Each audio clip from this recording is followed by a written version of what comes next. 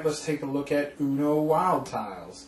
This is a spin-off of the Uno card game by International Games. And I picked this bad boy up for $1 at Goodwill. No artwork on the inside.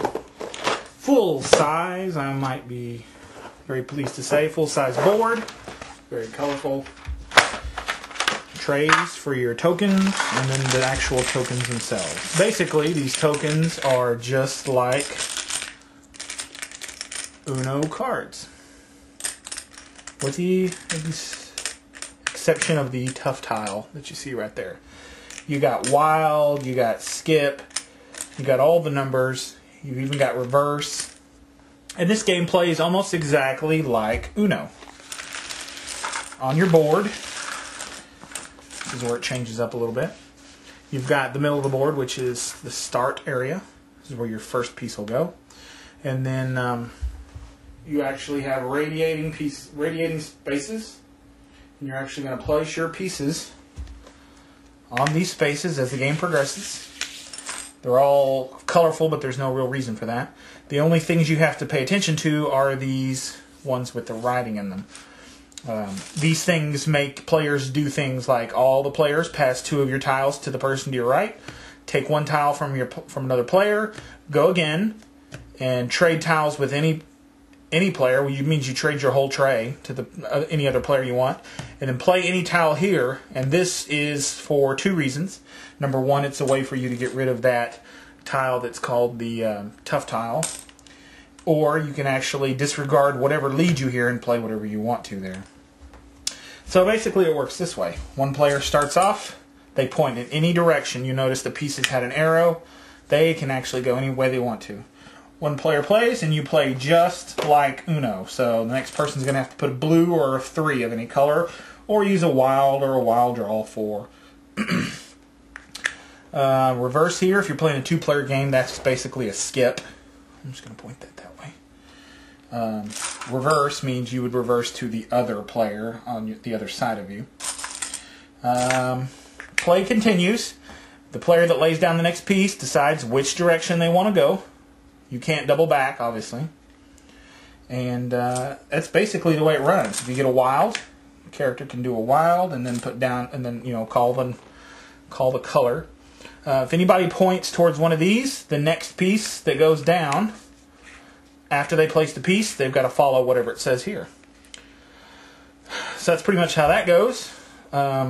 If you get stuck with the tough tile, it's worth 50 points against you if you get caught with it at the end of the game. Just like the other tiles are, catch you and they give you points, which are bad. You don't want points or whatever. You don't want many points in your hand at the end of the game.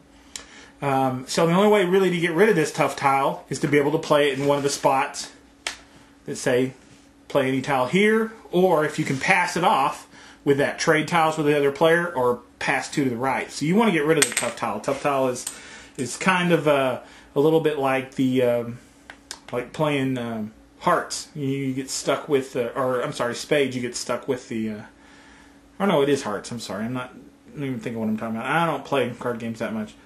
Mostly board games. I guess you can figure that out.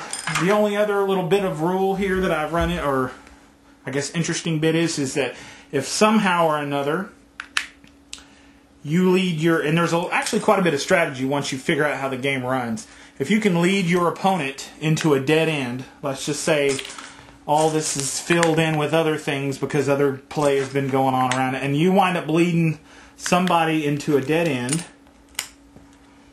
This doesn't matter, don't pay attention. But if you lead somebody into a dead end, then that person has to play at that dead end, and they have to draw a 5.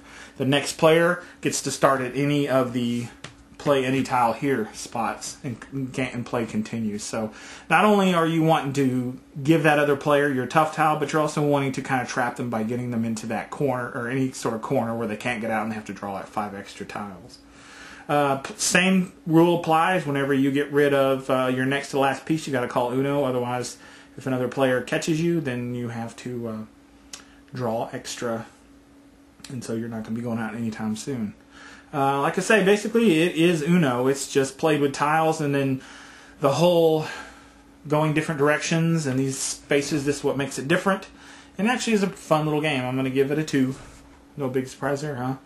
And it's colorful and it's easy. One of the things I don't like is that I guess they were cutting down on the cost of making the tiles, and they're not very well made. The printing is kind of off, and it's kind of messy, and there's even paint on the back side of some of these chips.